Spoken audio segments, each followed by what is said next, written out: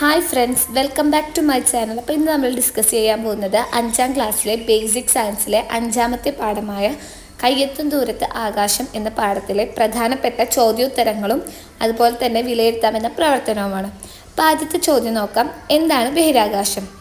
ഭൂമിയുടെ അന്തരീക്ഷത്തിന് പുറത്തുള്ള വായുരഹിതമായ സ്ഥലമാണ് ബഹിരാകാശം. അപ്പോൾ ബഹിരാകാശം എന്ന് പറഞ്ഞാൽ എന്താണ്? ഭൂമിയുടെ അന്തരീക്ഷത്തിന് പുറത്തുള്ള വായുരഹിതമായ സ്ഥലമാണ് ബഹിരാകാശം. അടുത്ത ക്വസ്റ്റ്യൻ, എന്താണ് നക്ഷത്രഗണങ്ങൾ? നക്ഷത്രഗണങ്ങൾ എന്ന് പറഞ്ഞാൽ എന്താണ്? ആകാശത്തിലെ നക്ഷത്രങ്ങളെ ചേർത്ത് വരച്ച് അവയെ ആകൃതികളായി സങ്കല്പിക്കുന്ന നക്ഷത്രങ്ങളുടെ കൂട്ടങ്ങളാണ് നക്ഷത്രഗണങ്ങൾ. ഇനി അടുത്ത ക്വസ്റ്റ്യൻ, നക്ഷത്രഗണങ്ങൾക്കുള്ള 2 ഉദാഹരണങ്ങൾ എഴുതുക. ഏതൊക്കെയാണ്? ഒന്ന് സപ്തർഷികളും പിന്നെ അടുത്തത് വേട്ടക്കാരൻ. ഇനി അടുത്ത ക്വസ്റ്റ്യൻ, വേട്ടക്കാരനെ കുറിച്ചിട്ട് ചെറിയൊരു കുറിപ്പ് എഴുതാനാണ് പറഞ്ഞിട്ടുള്ളത്. ഡിസംബർ മാസത്തിൽ സന്ധ്യാസമയത്ത് കിഴക്കൻ ചക്രവാളത്തിൽ കാണാവുന്ന നക്ഷത്രഗണമാണിത്. അപ്പോൾ ഇതെന്താ? ഡിസംബർ മാസത്തിൽ കിഴക്കൻ ചക്രവാളത്തിലാണ് കാണുന്നത്. ഇതിലെ നക്ഷത്രങ്ങളെ തമ്മിൽ യോജിപ്പിച്ചാൽ ഒരു വേട്ടക്കാരൻ്റെ രൂപം സങ്കല്പിക്കാനാവും. ഗ്രീക്കുകാർ അവരുടെ ഐതിഹ്യത്തിലെ വേട്ടക്കാരനായ ഓറിയോൻ്റെ പേരാണ് ഇതിന് നൽകിയിട്ടുള്ളത്. അപ്പോൾ അതിന് വേട്ടക്കാരൻ എന്ന പേര് വരാനുള്ള കാരണം എന്താണ്? നക്ഷത്രങ്ങളെ പരസ്പരം യോജിപ്പിച്ചാൽ ഒരു വേട്ടക്കാരൻ്റെ രൂപമാണ് കിട്ടുക. ഗ്രീക്കുകാർ ഇതിന് കൊടുത്തിട്ടുള്ള പേരാണ് ഓറിയോൺ. ഇനി അടുത്ത നക്ഷത്രഗണമാണ് സപ്തർഷികൾ. ദൂരദർശിനിയുടെ സഹായമില്ലാതെ ഏപ്രിൽ മാസത്തിൽ വ്യക്തമായി വടക്കൻ ചക്രവാളത്തിൽ നിരീക്ഷിക്കാൻ കഴിയുന്ന നക്ഷത്രഗണമാണിത്. അപ്പോൾ സപ്തർഷികൾ എന്താ? ഏപ്രിൽ മാസത്തിൽ വടക്കൻ ചക്രവാളത്തിലാണ് കാണുക. ദൂരദർശിനി ഇല്ലാതെ കാണാൻ പറ്റും. 7 നക്ഷത്രങ്ങളെ വ്യക്തമായി കാണാവുന്നതിനാലാണ് കൂട്ടത്തിന് ഇന്ത്യയിൽ സപ്തർഷികൾ എന്ന പേര് വരുന്നത്. വലിയ തവയുടെ രൂപം സങ്കല്പിച്ച് യൂറോപ്യൻ രാജ്യങ്ങളിൽ ബിഗ് ഡിപ്പർ എന്നും ഇതിന് പേര് നൽകിയിട്ടുണ്ട്. അർസ മേജർ എന്ന നക്ഷത്രഗണത്തിൻ്റെ ഭാഗമായാണ് ഇത് കാണപ്പെടുന്നത്. അപ്പോൾ ഇന്ത്യയിൽ ഇതിനെ സപ്തർഷികൾ എന്നും യൂറോപ്പിൽ ഇതിനെന്താണ്? ബിഗ് ഡിപ്പർ എന്നും അറിയപ്പെടുന്നു. പിന്നെ അർസ മേജർ എന്ന നക്ഷത്രഗണത്തിൻ്റെ ഭാഗമാണ് ഇത്. നക്ഷത്ര നിരീക്ഷണത്തിന് എന്തൊക്കെ തയ്യാറെടുപ്പുകളാണ് വേണ്ടത്? ഒന്നാമത്തത് മേഘാവൃതമായ അന്തരീക്ഷമുള്ള ദിവസം ഒഴിവാക്കുക. അതായത് തെളിഞ്ഞ ആകാശമുള്ള ദിവസം തിരഞ്ഞെടുക്കണം. വ്യക്തമായ ആകാശം കാണുന്ന സ്ഥലം തിരഞ്ഞെടുക്കണം. കൂടുതൽ പ്രകാശമുള്ള സ്ഥലം തിരഞ്ഞെടുക്കണം. ഇനി ആകാശ നിരീക്ഷണത്തിന് നമ്മെ സഹായിക്കുന്ന സോഫ്റ്റ്വെയറുകളുടെ പേരെഴുതുക. ഏതൊക്കെയാണ്? കെ-സ്റ്റാറും സ്റ്റെല്ലേറിയും. ബഹിരാകാശ നിലയം എന്നാൽ എന്ത്? ബഹിരാകാശത്ത് സ്ഥാപിച്ചിട്ടുള്ള പരീക്ഷണശാലയാണ് ബഹിരാകാശ നിലയം. പരീക്ഷണങ്ങളും നിരീക്ഷണങ്ങളൊക്കെ ചെയ്യാൻ വേണ്ടി ബഹിരാകാശത്ത് സ്ഥാപിച്ച പരീക്ഷണശാലയാണ് ബഹിരാകാശ നിലയം. ഇനി പരീക്ഷണങ്ങൾക്ക് മറ്റുമായി ബഹിരാകാശ നിലയത്തിലെത്തുന്നവർക്ക് എന്തൊക്കെ പ്രശ്നങ്ങളാണ് നേരിടേണ്ടി വരുന്നത്?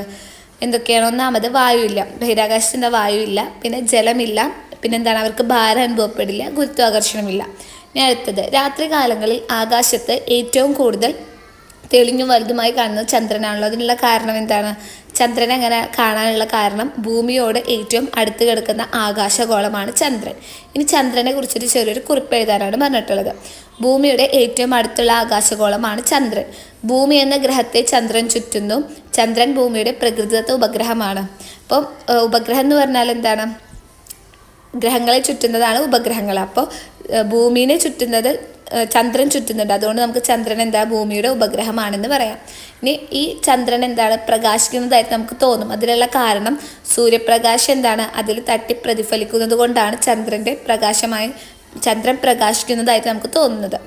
ചന്ദ്രൻ്റെ മറ്റു പ്രത്യേകതകൾ എന്തെല്ലാമാണ്?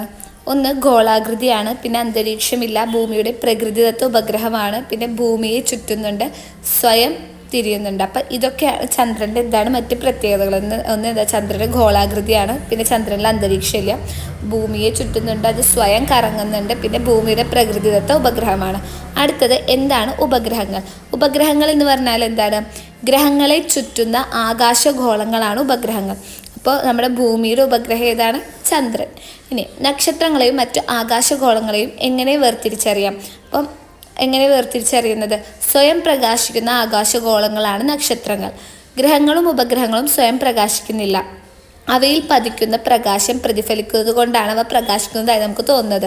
അപ്പോൾ നക്ഷത്രങ്ങളും മറ്റ് ആകാശഗോളങ്ങളും തമ്മിലുള്ള വ്യത്യാസം എന്താണ്? നക്ഷത്രങ്ങൾ സ്വയം പ്രകാശിക്കും. മറ്റ് ആകാശഗോളങ്ങൾ എന്താണ്? സ്വയം പ്രകാശിക്കുന്നില്ല. പക്ഷെ പ്രകാശിക്കുന്നത് തോന്നാൻ കാരണം ആ സൂര്യപ്രകാശം അതിൽ തട്ടിയിട്ട് പ്രതിഫലിക്കുന്നത് കൊണ്ടാണ്. ആകാശം നിരീക്ഷിക്കുമ്പോൾ നക്ഷത്രങ്ങൾ മിന്നുന്നതായും ഗ്രഹങ്ങൾ മിന്നാതെ പ്രകാശിക്കുന്നതായും തോന്നുന്നു. ഇനി അടുത്തത് എന്താണ് സൗരയൂഥം? സൂര്യനും സൂര്യനെ ചുറ്റുന്ന ഗ്രഹങ്ങളും ഉപഗ്രഹങ്ങളും മറ്റനേകം വസ്തുക്കളും ചേർന്നതാണ് സൗരയൂഥം. ഇനി അടുത്തത് എന്താണ് പരിക്രമണ പഥം? ആകാശഗോളങ്ങളുടെ സഞ്ചാരപാതയെ പരിക്രമണ പഥം എന്ന് വിളിക്കുന്നു. ഈ സൂര്യനെ ഇങ്ങനെ ആകാശഗോളങ്ങൾ ചുറ്റുന്നുണ്ടല്ലോ, അപ്പോൾ ആ ഒരു സഞ്ചാരപാതയാണ് പരിക്രമണ പഥം. ഇനി സൗരയൂഥത്തിൽ എത്ര ഗ്രഹങ്ങളാണുള്ളത്? സൗരയൂഥത്തിൽ 8 ഗ്രഹങ്ങളാണുള്ളത്. ഏതൊക്കെയാണ്? ബുധൻ, ശുക്രൻ, ഭൂമി, ചൊവ്വ, വ്യാഴം, ശനി, യുറാനസ്, നെപ്റ്റ്യൂൺ. ഇനി ഭൂമിയുടെ പരിക്രമണ പഥത്തിൻ്റെ സ്ഥാനം ഏതെല്ലാം ഗ്രഹങ്ങളുടെ പരിക്രമണ പഥങ്ങൾക്കിടയിലാണ്? ഏതിൻ്റെയൊക്കെയാണ്?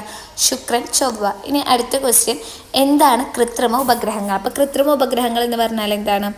ക്യാമറയും മറ്റ് നിരവധി ഉപകരണങ്ങളും ഘടിപ്പിച്ച ചില യന്ത്ര സംവിധാനങ്ങൾ മനുഷ്യർ നിർമ്മിച്ച് ബഹിരാകാശത്തേക്ക് അയച്ചിട്ടുണ്ട്. അവ സദാ ഭൂമിയെ ചുറ്റിക്കൊണ്ടിരിക്കുന്നു. ഈ മനുഷ്യനിർമ്മിത യന്ത്രങ്ങളെയാണ് കൃത്രിമ ഉപഗ്രഹങ്ങൾ എന്ന് പറയുന്നത്. അടുത്ത ചോദ്യം, കൃത്രിമ ഉപഗ്രഹങ്ങൾ നമുക്ക് നൽകുന്ന സേവനങ്ങൾ എന്തൊക്കെയാണ്? വാർത്താവിനിമയം, കാലാവസ്ഥാ പ്രവചനം, ഗതി നിർണയം, വിദൂര സംവേദനം, ശാസ്ത്ര പര്യവേഷണങ്ങൾ, വിഭവ സ്രോതസ്സുകൾ കണ്ടെത്തലുകളും രേഖപ്പെടുത്തലും, പ്രതിരോധം എന്നീ ആവശ്യങ്ങൾക്കാണ് കൃത്രിമ ഉപഗ്രഹങ്ങൾ ഉപയോഗിക്കുന്നത്. ഇനി നെക്സ്റ്റ് ക്വസ്റ്റ്യൻ, എന്താണ് റോക്കറ്റുകൾ? ഇപ്പോൾ റോക്കറ്റുകൾ എന്താണെന്നാണ് നോക്കാൻ പോകുന്നത്. ഉപഗ്രഹങ്ങളെയും ബഹിരാകാശ പേടകങ്ങളെയും ബഹിരാകാശത്ത് എത്തിക്കാൻ ഉപയോഗിക്കുന്ന വാഹനങ്ങളാണ് റോക്കറ്റുകൾ. അപ്പോൾ റോക്കറ്റുകൾ എന്ന് പറഞ്ഞാൽ എന്താണ്? ഉപഗ്രഹങ്ങളെയും ബഹിരാകാശ പേടകങ്ങളെയും ബഹിരാകാശത്തേക്ക് എത്തിക്കാൻ സഹായിക്കുന്ന അല്ലെങ്കിൽ ഉപയോഗിക്കുന്ന വാഹനങ്ങളാണ് റോക്കറ്റുകൾ. മറ്റു രാജ്യങ്ങളിലെ ബഹിരാകാശ ഗവേഷണ സ്ഥാപനങ്ങളുടെ പേരെഴുതുക. അപ്പോൾ അടുത്ത ക്വസ്റ്റ്യൻ എന്താണ്? മറ്റു രാജ്യങ്ങളിലെ ബഹിരാകാശ ഗവേഷണ സ്ഥാപനങ്ങളുടെ പേരെഴുതാനാണ്. പേര് ശേഖരിക്കാനാണ് പറഞ്ഞിട്ടുള്ളത്. അപ്പോൾ നമ്മുടെ രാജ്യത്തിൻ്റെ ബഹിരാകാശ ഗവേഷണ സ്ഥാപനത്തിൻ്റെ പേരെന്താണ്? ISRO. അതുപോലെ മറ്റു രാജ്യങ്ങളെ നോക്കാം. യുഎസ്എയുടെ നാസയുടെ full form national aeronautics and space administration.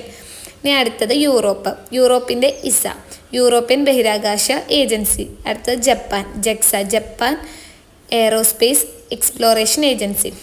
അപ്പോൾ ഇത്രയാണ് ഇതിലെ പ്രധാനപ്പെട്ട ചോദ്യങ്ങളും ഉത്തരങ്ങളും. നമ്മൾ അടുത്ത് നോക്കാൻ പോകുന്നത് നിങ്ങളുടെ ടെക്സ്റ്റ് ബുക്കിലെ വിലയിരുത്താമെന്ന പ്രവർത്തനമാണ്. അപ്പോൾ ആദ്യത്തെ ചോദ്യം, ഇന്ത്യൻ ബഹിരാകാശ ഗവേഷണ രംഗത്തെ ചില പ്രധാന ചുവടുവെപ്പുകളാണ് ചുവടെ കൊടുത്തിട്ടുള്ളത്. ബന്ധപ്പെട്ട വർഷങ്ങൾ രേഖപ്പെടുത്തിയവ ക്രമത്തിലെഴുതുക. അപ്പോൾ നമ്മുടെ ഇന്ത്യൻ ബഹിരാകാശ ഗവേഷണ രംഗത്ത് ചില പ്രധാനപ്പെട്ട സംഭവങ്ങൾ ഇവിടെ കൊടുത്തിട്ടുണ്ട്. അപ്പോൾ അതിൻ്റെ വർഷം കണ്ടെത്തി അതിനെ ക്രമമായിട്ട് എഴുതാനാണ് പറഞ്ഞിട്ടുള്ളത്. അപ്പോൾ ഞാൻ ഇവിടെ ഓരോന്നിൻ്റെ നേരൊക്കെ അതിൻ്റെ വർഷം കൊടുത്തിട്ടുണ്ട്. അപ്പം അത് നിങ്ങൾ ക്രമമായിട്ട് എഴുതണം. അപ്പോൾ നമുക്കൊന്ന് ക്രമമായി പറഞ്ഞു നോക്കാം. അപ്പോൾ ആദ്യം ഏതായിരിക്കും? ISRO നിലവിൽ വന്നു 1969 ഓഗസ്റ്റ് 15 ISRO നിലവിൽ വന്നത്. അപ്പോൾ ആദ്യം എഴുതേണ്ടത് അതാണ്. പിന്നെ ആര്യഭട്ട 1 വിക്ഷേപണം, ഇത് 1975 ഏപ്രിൽ 19.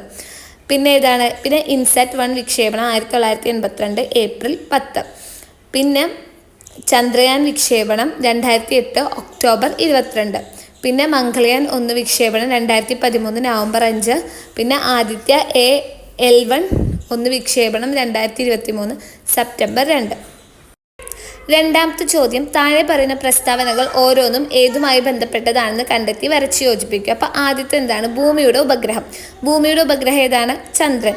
രണ്ടാമത്തേത് കാലാവസ്ഥാ പ്രവചനത്തിന് സഹായിക്കുന്നു. കാലാവസ്ഥാ പ്രവചനത്തിന് ഇതിൽ ഏതാണ് സഹായിക്കുന്നത്? കൃത്രിമ ഉപഗ്രഹങ്ങൾ. മൂന്നാമത്തേത് കൃത്രിമ ഉപഗ്രഹങ്ങളെ ബഹിരാകാശത്തേക്ക് എത്തിക്കാൻ ഉപയോഗിക്കുന്നു. അതേതാണ്? റോക്കറ്റ്. ഇനി അടുത്തത് ഗ്രഹങ്ങളെ ചുറ്റിക്കൊണ്ടിരിക്കുന്ന ആകാശവസ്തുക്കൾ, അതിനെന്താ പറയുക? ഉപഗ്രഹങ്ങൾ. ഇനി അടുത്തത് സ്വയം പ്രകാശിക്കുന്നു, സൂര്യൻ. അപ്പോൾ ഈ ഒരു പ്രവർത്തനം എല്ലാവർക്കും മനസ്സിലായെന്ന് വിശ്വസിക്കുന്നു. ഇനി നമ്മൾ ഈ ഒരു പ്രവർത്തനത്തോട് കൂടിയിട്ട് ഈ പാഠത്തിലെ എല്ലാ പ്രധാനപ്പെട്ട ചോദ്യോത്തരങ്ങളും വിലയിരുത്താൻ നോക്കി. അപ്പോൾ എല്ലാവർക്കും മനസ്സിലായെന്ന് വിശ്വസിക്കുന്നു. Thanks for watching.